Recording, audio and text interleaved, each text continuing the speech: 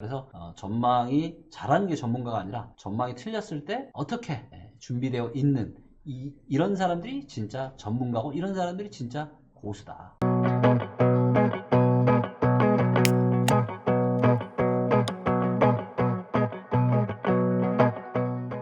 이제 테드 스프레드라고 해서 제가 굉장히 중요하게 보는 데이터입니다. 테드 스프레드가 1 이상으로 넘어가잖아요. 그럼 뭐예요? 지금 전 세계 이 단기 자금 시장에 문제가 생긴 거예요. 문제가 생긴 겁니다. 그래서 얘가 1보다 높아지면 그때서부터 1년 안에 위기가 옵니다. 네. 자, 그때가 언제였어요? 2000년 초반. 이때. 네. 닷컴 버블 터질 때. 이때 테드 스프레드가 1을 넘어섰고요. 그 다음 언제? 2007년 가을. 2007년 가을에 또다시 테드 스프레드가 이렇게 올라갔어요. 그리고 1년 뒤에 무슨 일이 터졌어요? 서프라임 사태가 터졌죠. 미국의 금리 위기가 터진 겁니다. 자, 그런데 최근에 또다시 올라갔습니다. 최근에 또다시 올라갔어요. 근데 이때 올라갔을 때 한국 주가, 미국 주가 올라갔어요? 안 더 올라갔어요? 더 올라갔습니다. 네, 더 올라갔어요. 근데 뭐예요? 그게 어깨에서 머리까지 올라간 거죠. 거의 마지막 상승이었고 그 다음에는 엄청난 폭락이 있었죠. 반토막 이상이 났잖아요. 자, 이번에도 저도 비슷하게 봅니다. 네, 올해는 트럼프의 선거도 있고 그래서 코로나 사태가 있어도 어떻게든 이 주가 폭락을 안 오게 만들어 별의별 수를 다 써가지고 그렇게 안 올 수 있어요. 안 올 수 있습니다. 하지만 선거 끝나고 나고 본격적으로 이제 어떤 실물 경기가 침체가 되는 그런 구간들이 오게 되면 엄청난 저는 서프라임 사태와는 비교도 되지 않을 정도의 엄청난 지금 위기가 올 수 있다라고 저는 보고 있고 안 와도 저는 괜찮은데 저는 무서워서 저는 못하겠습니다. 그래서 저는 철저하게 보수적인 그런 투자자의 입장을 지금 취하고 있는 거고요. 자, 고위험 채권 수익률도 보이시죠? 이게 뭐예요? 고위험 채권 수익률이 올라간다는 거예요? 예, 파산날 가능성이 많으니까 이게 금리가 올라가는 거예요. 이해되시죠? 2000년대 초반에 IMF 때, 아니 IMF가 아니라 저 닷컴버블 꺼질 때, 그 다음에 금리 위기 때, 근데 최근에 또다시 올라가고 있잖아요. 이게 뭐 금방 이렇게 쭉 내려올 것 같아요? 택도 없는 얘기입니다. 택도 없는 얘기예요. 잠깐 내렸다 올라갔다 내렸다 계속 이거는 불안불안 앞으로 계속 해 나갈 거라고 지금 보이고 있고요. 자, 이번에는 이제 금융 스트레스 지수라고 해서 이것도 또 위기를 보여주는 징조를 얘기하는 데이터인데 보시는 것처럼 금융위기 때 이때 2003년까지 안 좋았죠. 얘가 녹색 뿌릴 때 주식투자 녹색 뿌릴 때 이럴 때 이렇게 마음 편하게 이럴 때는 주식투자 해도 돼요. 근데 이럴 때는 주식투자하면 어떻게 된다? 예, 이렇게 꼬불꼬불한 도로 안개 잔뜩 껴있는 도로 운전하는 것도 물론 잘하실 수 있는 분도 있죠. 예, 근데 저는 그런 능력도 없고 그리고 그때는 그냥 돈 못 벌어도 괜찮아요. 저는 리스크가 싫어하니까. 예, 근데 이럴 때 이렇게 상황 좋을 때 이럴 때는 해도 된다. 근데 지금 어떻게 돼요? 다시 또 올라갔잖아요. 그래서 당분간, 그리고 이게 한번 올라가면 몇 년간 안 좋아요, 여러분들. 1년, 2년, 3년, 4년. 이때도 1년, 2년, 3년, 4년. 계속 안 좋잖아요. 조심해야 되는 시기가 왔다니까. 앞으로 몇 년간 안 좋을지 몰라요. 그 누구도 모릅니다, 여러분들. 절대 단기적으로 이렇게 하지 마세요. 만약에 지금 주식, 예를 들어서 지금 트럼프가 뭐 별의별 짓을 하고 돈 풀어가지고 예를 들어 주가가 2000 넘고 2100, 2200까지 갔다가 봐요. 그러면 개인들 어떻게 될 것 같아요? 눈 뒤집어지고 야 이번에야말로 개미 동학혁명이 성공했어 라고 해서 그러면서 어떻게 될 것 같아요? 더 많은 돈을 끌고 와서 주식에다 더 집어넣겠죠. 그리고 나서 아마도 엄청난 폭락이 있을 겁니다. 대부분의 패턴이 똑같아요. 처음에는 비기너스 럭이라고 해서 처음엔 돈 법니다. 근데 그 다음에 문제죠. 저도 뭐 안 해봤겠습니까? 저는 아예 이제 이런 시기에는 관심도 가지지 않고요. 자, 이번에 이제 미 국채 장단기 금리 차입니다. 이걸 가지고도 제가 위기 얘기를 했었고요. 이거 IMF 닷컴 버블 터졌을 때 역전됐고 금리위기 때도 역전됐고 그리고 금리위기 때 이렇게 내렸다가 다시 올라가잖아요. 올라가면서 실제로 문제가 심각해졌고 자 2007년 중순 이후에 올라갔잖아요. 올라가고도 한참 뒤 1년 뒤 위기가 터졌잖아요. 자 보세요. 지금도 보세요. 2009년 말에 가을에 이렇게 내려왔다가 다시 또 올라가잖아요. 이 패턴과 이 2007년 8년의 패턴과 지금의 패턴 너무 똑같지 않으세요? 이 패턴 보면 지금보다 2007년 한 중순 가을 요 정도 되는 거예요 지금. 그래서 뭐다? 지금 뭐 인보스 제 얘기 듣고 지금 인보스 투자하고 싶어서 큰일 납니다. 하지 마세요. 자 그리고 빅쇼트라는 영화 보셔서 아시겠지만 빅쇼트에서도 이제 미국의 주택시장이 무너질 걸 예상을 했지만 그리고 나서도 한 1년 반 2년 가까이 지나고 나서야 문제가 터졌잖아요. 이번에도 마찬가지입니다. 이번에도 문제가 있지만 앞으로 위기가 터지기까지 한 1년 정도 시간이 걸릴 수 있어요. 그래서 지금 뭐 인버스 투자하는 거는 큰일 나는 거고요. 지금은 그냥 달러 조금씩 모아가시고요. 그 다음에 이때 금융위기 때랑 다른 건 뭐예요? 금융위기 때는 적이 없었잖아요. 뭐가 없었어요? 코로나 사태가 없잖아요. 근데 지금 코로나가 터져버린 거야. 그래서 돈을 뭐예요? 돈을 지금 왕창 풀었잖아요. 그렇기 때문에 금을 왕창 못 사더라도 금을 매달 조금씩 계속 사시란 말이에요. 그리고 주가가 나중에 혹시라도 폭락이 되면 뭐 주가 폭락 안 와도 돈은 풀었으니까 금가격은 올라갈 거고요. 혹시라도 제가 예상하는 것처럼 앞으로 뭐 1년 뒤가 됐건 언제가 됐건 주가 폭락이 왔다. 엄청난 폭락이 왔다. 그때는 진짜 뭐 금 막 엄청나게 사야죠. 그래서 지금은 그냥 안전하게 매달 크지 않은 금액 조금씩 사 나가시는, 그래서 한 1년 정도를 적립식으로 해 나가시는 금을 사가시는 이런 전략이 저는 제일 좀 좋아 보이고요. 자, 다음은 이제 바로 이겁니다. 이것도 너무너무 중요한 데이터예요. 이거는 뭐냐면 FRB로부터의 차입금 총액 데이터예요.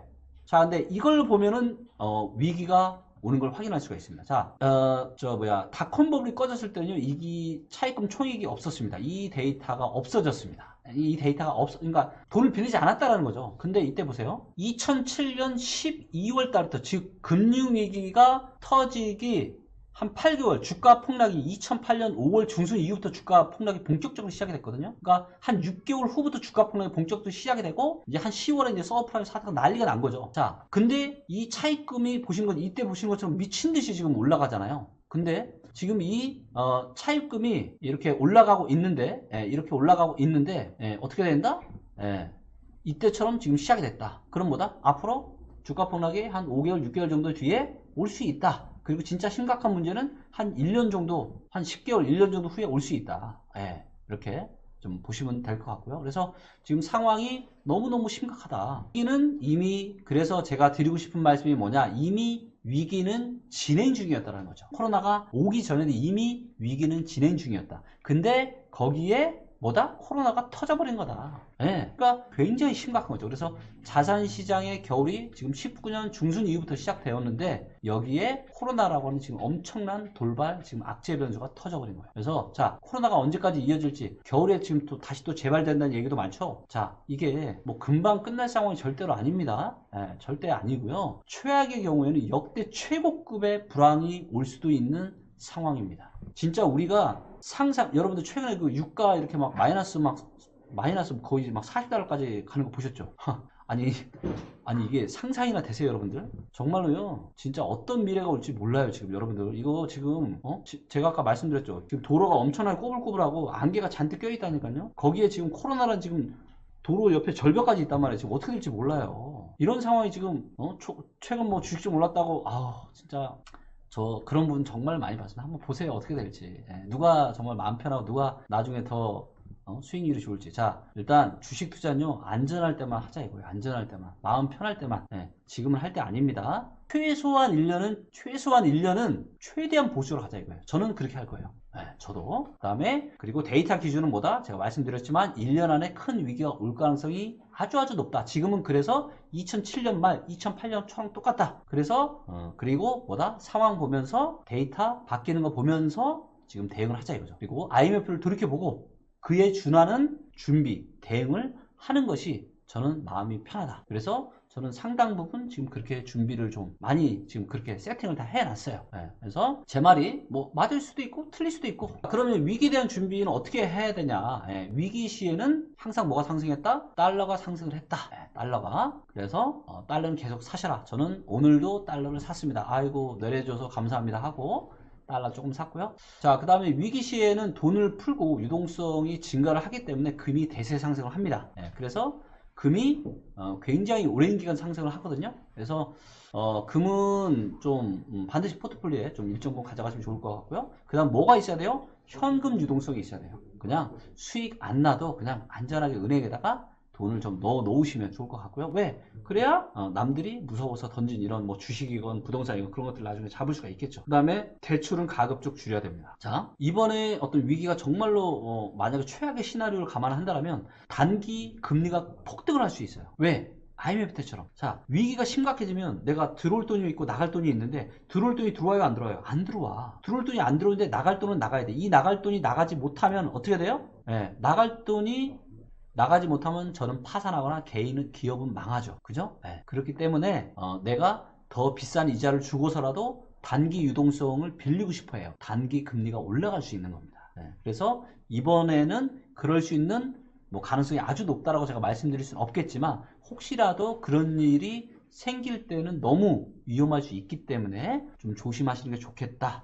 그 다음에 무리한 투자, 또 무리한 사업. 저도 좀 사업을 하지만 근데 이제 제가 너무 좋아하고 이런 일이니까. 그리고 또 무리한 부동산 투자 이런 거는 절대로 이제 금물이라는 거죠. 실물 자산이기 때문에 유동성을 많이 풀었기 때문에 뭐는 유효하다? 저평가되어 있는 지역의 그런 부동산은 내가 어떤 무리한 이런 레버리지를 활용해서 하는 게 아니다라면 유효하다. 그리고 우리가 그렇잖아요. 큰 위기일수록 뭐예요? 준비된 누군가에게는 인생 최고의 기회가 될 수가 있습니다. 네, 그래서 위기가 커지면 커질수록 준비되어 있는 사람한테는 인생 최고의 기회가 될 수 있다. IMF 때 생각해 보세요. IMF 때 현금 갖고 있는 사람은요 완전 왕이었습니다. 네, 막 빌딩 막 쓸어 담고요. 기회가 될 수도 있으니까 잘 좀 준비해 보자. 차분한 마음으로. 자, 진짜 중요한 건 뭐다? 전망이 아니다. 왜? 전망은 항상 틀릴 수가 있기 때문에. 자, 제가 제 전망 무조건 맞을 거라고 저 그렇게 생각하고 있지 않습니다. 제 전망 틀릴 수도 있다라고 생각하고 저는 작전을 지금 짜 놓은 거예요. 자, 왜냐하면 자, 누구는 지금이 바닥이 라고 판단할 수도 있죠. 이제 위기 끝났어. 그때 1,500 밑으로 빠졌을 때 그때가 단기 저점이었어. 미국도 그렇고 한국도 그렇고. 그래서 앞으로는 올라갈 일밖에 없어. 이렇게 보시는 분들도 계실 거고, 또 누구는 저처럼 아니야, 아직은 진짜 위기는 아직 오지 않았고 그래서 아직은 진짜 바닥은 멀었어, 이렇게 판단할 수도 있겠죠. 근데 중요한 건 뭐냐, 전망을 어떻게 하느냐가 중요한 것이 아니라 전망이 틀렸을 때 어떻게 될지를 예상을 해보라 이거예요. 자, 지금 제 이 유튜브를 보시는 분 중에 저는 리치톡토님과 의견이 달라요. 예, 괜찮습니다. 충분히 그럴 수 있고요. 제 전망도 틀릴 수 있습니다. 하지만 여러분들이 지금 상방만 보신다라면, 그래서 경제도 이상이 없고 주가도 올라갈 거야, 이렇게 전망을 했는데, 제가 제 전망을 틀릴 수 있다라고 인정을 했듯이 지금 저랑 반대로 전망을 하고 계신 분의 전망도 틀릴 수 있잖아요. 그죠? 근데 그렇게 빗나갔을 때가 어떻게 될지를 상상해 보자 이거죠. 그리고 빗나갔을 때 빗나갈 수 있는 시나리오를 받아들일 수 있으면 오케이. 근데 만약에 나는 상방일 거라고 생각했는데 만약 하방이면 나 큰일 나. 만약에 이런 전략을 짜놨다, 이거는 맞고 틀리고, 이 전망을 맞고 틀리고 하더라도 이거는 엄청나게 지금 전략을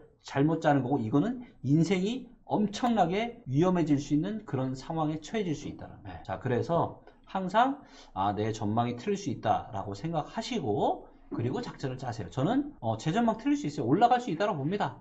저는 그래도 괜찮아요. 왜? 물론 현금 유동성을 좀 확보를 해놓고 주식을 하지 않아서 이것 때문에 돈은 못 벌겠죠. 하지만 손해나는 건 아니잖아요. 만약에 제가 예상하는 것처럼 엄청난 위기가 왔다, 그럼 뭐예요? 저한테는 엄청난 기회가 되겠죠. 그렇죠? 자, 그래서 중요한 거는 전망을 잘하는 게 중요한 게 아닙니다. 그리고 전망은 누구나 틀릴 수 있어요. 그리고 그게 맞습니다. 그래서 전망이 잘하는 게 전문가가 아니라 전망이 틀렸을 때 어떻게 준비되어 있는 이런 사람들이 진짜 전문가고, 이런 사람들이 진짜 고수다.